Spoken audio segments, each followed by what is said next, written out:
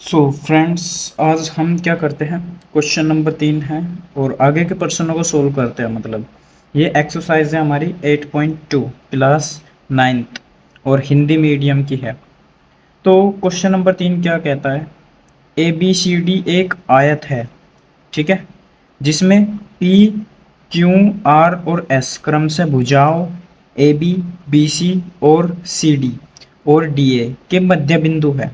मध्य बिंदु जो मतलब उनका सेंटर में काटते हैं, जिनको उनको कहते हैं सेंटर वाले को। दर्शाइए कि चतुर्भुज पी क्यू आर एस एक समचतुर्भुज है। समचतुर्भुज क्या होता है? समचतुर्भुज होता है हमारा जिसकी चारों भुजाएं बराबर होती है लेकिन वर्ग नहीं होता। क्यों? क्योंकि जो उसकी चारों भुजाएं तो बराबर होगी, वर्ग की भी होती है, लेकिन जो उसका डायगोनल होता है, ये क्या होता है? समचतुर्भुज का 90 डिग्री होता है और प्रत्येक कोण इसका 90 डिग्री नहीं होता। मेन बात यह है। और वर्ग की बात करें तो वर्ग की जो प्रत्येक कोण होता है वो 90 डिग्री का होता है, अंतःकोण उसके। तो यही है। अब करते हैं इस प्रश्न को सोल्व। इसका सबसे पहले डायग्राम बना लेते हैं। तो ये है डायग्राम, इसका कुछ इस प्रकार बनेगा, ठीक है। अब ये कौन सा प्रश्न है? प्रश्न संख्या 3। प्रश्न संख्या 3 है। तो इसमें क्या सिद्ध करना हमें? जो हमारा पी क्यू आर एस है, ये क्या है? पी क्यू आर एस, ये एक समचतुर्भुज है। तो मतलब मेरा टारगेट क्या होना चाहिए? या भुजा या भुजा या भुजा या भुजा, चारों भुजाएं आपस में अगर मैं बराबर दिखा देता हूं तो मैं कह सकता हूं कि ये एक समचतुर्भुज है। तो करते हैं इसको शुरू। कैसे दिखाना, क्या क्या स्टेप करने हैं इसमें। तो सबसे पहले मैं क्या करता हूं, मैं ले लेता हूं त्रिभुज बी ए डी। मैं त्रिभुज ले रहा हूं बी ए डी में। अब इस त्रिभुज में अगर मैं बात करूं, जो मुझे क्या दिख रहा, एस पी, एस पी है और डी बी, ये क्या है? एक दूसरे के समानांतर है। तो मैं क्या लिख सकता हूं? जो एस पी है वो बराबर होगा 1/2 डी बी के, डी बी के, ठीक है। ये लिख सकता हूं मैं। इस त्रिभुज की बात करी मैंने। इससे पहले हमें क्या लिखना, जोन सा त्रिभुज ले रहे हम इसमें, मतलब ये क्या है? इसके समानांतर है, जो मैंने बोला था, तो वो लिखना भी है। क्या लिखना है? यहां पर लिखता हूं मैं अलग से। जो एस पी है वो पैरेलल है किसके? डी बी के। ये लिखना भी है। मैं इसको मान लेता हूं समीकरण 1, इसको मान लेता हूं समीकरण 2। और ये किसकी सहायता से आया? अब यह आया मध्य बिंदु पर में से, मध्य बिंदु पर में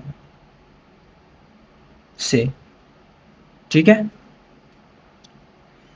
अब क्या करता हूं मैं, इसकी बात तो मैंने कर ली। अब ले लेता हूं मैं त्रिभुज बी सी डी।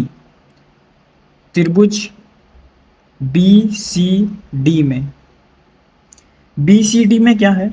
जो डी बी है और आर क्यू है, आर क्यू है जो, वो किसके समानांतर है?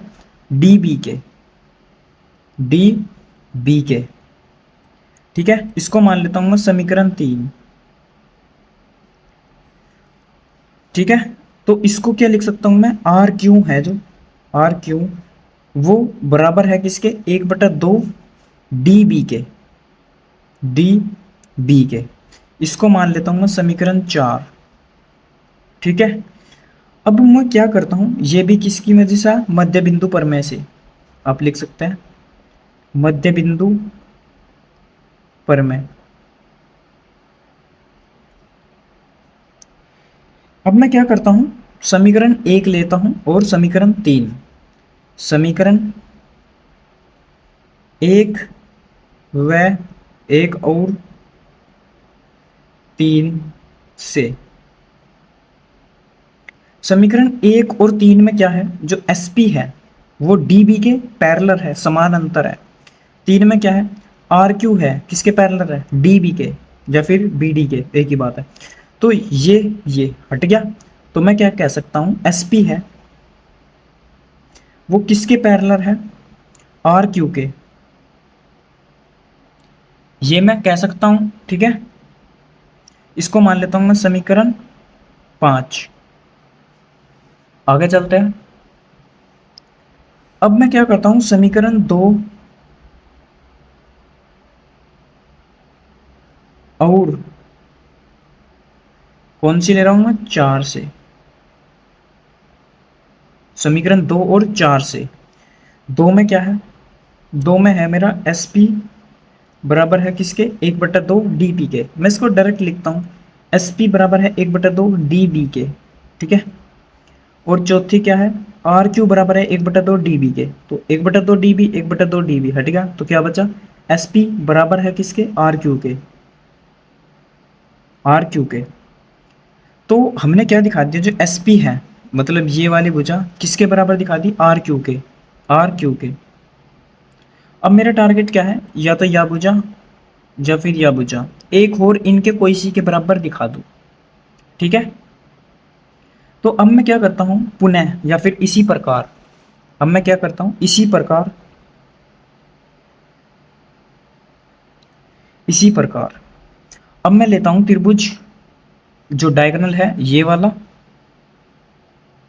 और ये ले लेता हूं अब त्रिभुज, मतलब मैं त्रिभुज ले रहा ABC में, त्रिभुज ABC में,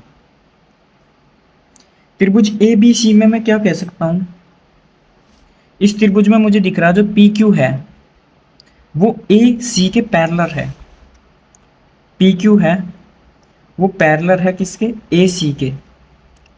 इसको मान लेता हूं मैं समीकरण, ये थी 4, और इसको मान लेता हूं 4 ने ये होनी चाहिए 6, और ये होगी समीकरण 7, ये है। ठीक है, तो मैं इसको क्या लिख सकता हूं, अगर यह इसके पैरेलल है तो मैं लिख सकता हूं PQ बराबर किसके होगी, 1/2 AC के। ठीक है, अब मैं क्या करता हूं, जो PQ है बराबर 1/2, अब AC क्या है, AC क्या है, एक डायगोनल है किसका, जो शेप दे रखी, मतलब किसका, आयत का, क्योंकि क्वेश्चन में बताया था कि ये एक आयत है। तो आयत के दोनों विकर्ण बराबर होते हैं, तो AC की जगह मैं क्या लिख सकता हूँ, BD या फिर DB लिख सकता हूँ। तो मैंने लिख दिया BD। अब BD किसके बराबर है, 1/2 BD किसके बराबर है, चलो समीकरण 1 पे, 2 पे चलो। BD है वो किसके बराबर है, SP के, और यहां पर क्या है, PQ के बराबर है, तो मैं PQ बराबर है किसके, लिख सकता हूं SP के। ठीक है, और और क्या लिख सकता हूं मैं, देखो जो PQ है 1/2 BD के बराबर है, तो अगर मैं समीकरण 4 देखूं तो समीकरण 4 में भी क्या है, जो RQ है वो बराबर है 1/2 TB के, तो मतलब RQ किसके बराबर आ गया, PQ के, RQ बराबर किसके है, PQ के, JB। ठीक है, अब इससे मुझे क्या पता लगा कि PQ SP के बराबर है, PQ SP के बराबर है, SP कौन सी है, ये वाली, मतलब ये भुजा इसके बराबर है, और RQ बराबर है PQ के, RQ कौन सी है, ये वाली बराबर है PQ के, मतलब इस भुजा के ये वाली बराबर है। और हमने पहले थोड़ी सिद्ध किया था कि SP बराबर है RQ के, ये वाली SP बराबर है RQ के, इस वाली के बराबर। तो इससे मैं कह सकता हूँ कि ये जो SR है ये भी मतलब बराबर है। तो इससे मैं कह सकता हूँ कि जो सभी भुजाएं हैं वो इसकी क्या है, बराबर है। तो हम अब फाइनल रिजल्ट लिखते हैं, इसका क्या है, तो मैं कह सकता हूँ कि अतः PQRS एक समचतुर्भुज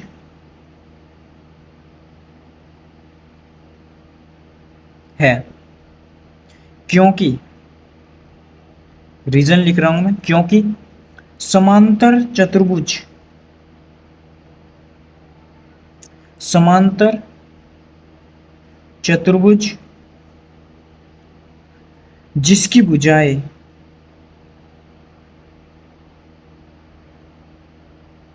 जिसकी भुजाएं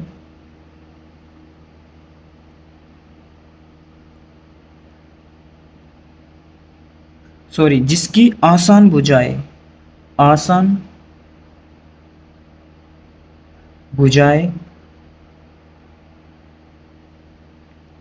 समान हो, समचतुर्भुज कहलाता है। समचतुर्भुज कहलाता है। तो ये था हमारा प्रश्न संख्या 1। आसान भुजाएं कौन सी होती है बता देता हूँ एक बार और, वैसे बता दिया था मैंने पहले भी। आसान भुजाएं होती है जो जिस पर सटीक होती है, जो मिली हुई होती है। या भुजा या, ये दोनों क्या है, आसान भुजाएं है। या भुजा इस भुजा के क्या है, आसान भुजाएं है। या भी आसान भुजाएं है ये। तो आशा करता हूँ आपको क्वेश्चन नंबर 3 कंप्लीट से समझ से आया होगा, समझ में आया होगा। अगर नहीं आया तो आप वीडियो फिर से देख सकते हैं। तो अब चलते हैं प्रश्न संख्या 4 के। प्रश्न संख्या 4 क्या है, ABCD एक समलंब है। समलंब है जिसमें AB समानांतर है DC के, साथ ही BD एक विकर्ण है और E भुजा AD का मध्य बिंदु है। यह ध्यान रखना, ये दिया है। E से होकर एक रेखा AB के समांतर खींची गई है जो BC को F पर प्रतिच्छेद करती है। दर्शाइए कि F भुजा BC का मध्य बिंदु है। तो ये एक समलंब है। ये मतलब डायग्राम दिया इसने कि ये इसका मध्य बिंदु है जो E पॉइंट है, ये दिया है, विकर्ण है और E भुजा AD का मध्य बिंदु है, AD का मध्य बिंदु है। ठीक है, तो ये सब कुछ प्रोसेस है। तो इस क्वेश्चन का मैं डायग्राम बना लिया हूँ जिससे कि ज़्यादा टाइम वेस्ट ना हो। और ये है F पॉइंट जो लिखना भूल गया था। तो अब मैं क्या करता हूँ, इसको सोल्व करता हूँ। सबसे पहले आप क्या करते हैं, मैं क्या करता हूँ मतलब मैं ले लेता हूँ त्रिभुज ABD, ABD ये वाला त्रिभुज ले लेता हूँ कंप्लीट। त्रिभुज ABD में, ठीक है, जो E भुजा है इसमें जो E भुजा है ये वाली, वो AD का क्या है, मध्य बिंदु है। जो E पॉइंट है ये, वो AD का मध्य बिंदु है, इसका मध्य बिंदु है। ये क्वेश्चन में दिया था। तो E भुजा AD का मध्य बिंदु है।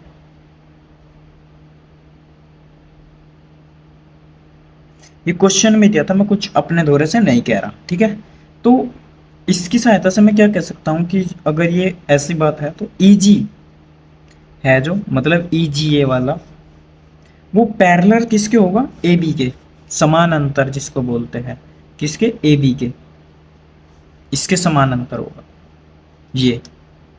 ठीक है, अब मैं आगे करता हूं, अतः आगे लिखता हूं मैं। आगे क्या करता हूं मैं, जो G भुजा है, जो G है ये, वो BD का क्या है, मध्य बिंदु है। BD जो विकर्ण है उसका मध्य बिंदु है। ये भी क्वेश्चन में दिया था।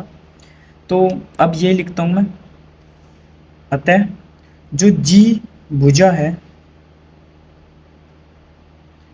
G भुजा BD का मध्य बिंदु है, BD का मध्य बिंदु है।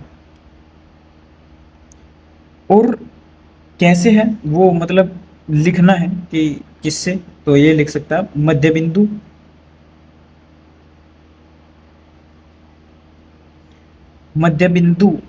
जो परमेय है के विलोम से।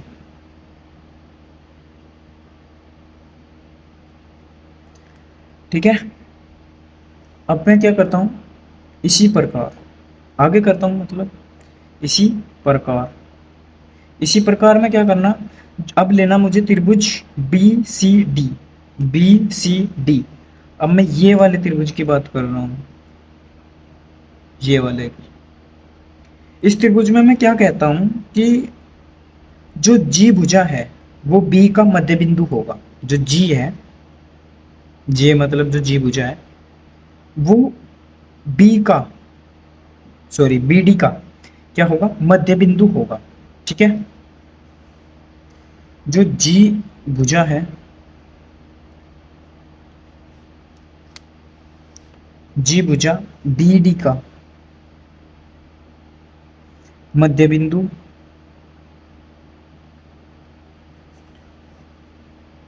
होगा। ठीक है, तो मैं लिख सकता हूं कि जो एफ जी होगा, एफ जी ये वाला एफ जी, वो पैरेलल किसके होगा, किसके होगा, डी सी के, इस वाली के, डी सी के।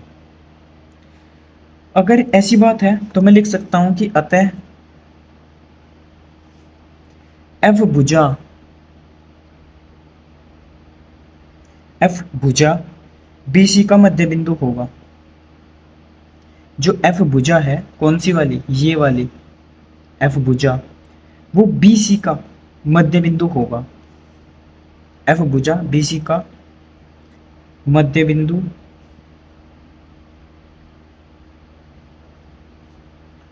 होगा। ठीक है, किससे, मध्य बिंदु के, जो मध्य बिंदु परमेय है, परमेय के विलोम से। विलोम का मतलब होता है उल्टा होना किसी भी चीज का, विलोम से। ठीक है, तो ये था हमारा प्रश्न संख्या 4। आशा करता हूँ आपको दोनों प्रश्न अच्छे से समझ में आए होंगे और आप इनकी प्रैक्टिस करना। अगले वीडियो में इस चैप्टर को हम कंप्लीट करेंगे। अगली वीडियो में हम 2 क्वेश्चन करेंगे, कौन कौन से, 5वां और 6ठा। अगली वीडियो में हमारा टारगेट रहेगा प्रश्न संख्या 5 और 6 को कंप्लीट करना, जो कि बस यही क्वेश्चन है इसमें, तो हमारी एक्सरसाइज कंप्लीट हो जाएगी नेक्स्ट पार्ट में। सो आशा करता हूँ आपको वीडियो पसंद आई होगी, तो एक लाइक और एक शेयर बनता है, और सब्सक्राइब भी कर देना जो कि बिल्कुल फ्री है। और इसी को मैं कंटिन्यूस जारी रखना चाहता हूँ, मतलब कंप्लीट मैथमेटिक्स कराऊंगा मैं। तो वीडियो को यहीं पर फिनिश करते हैं।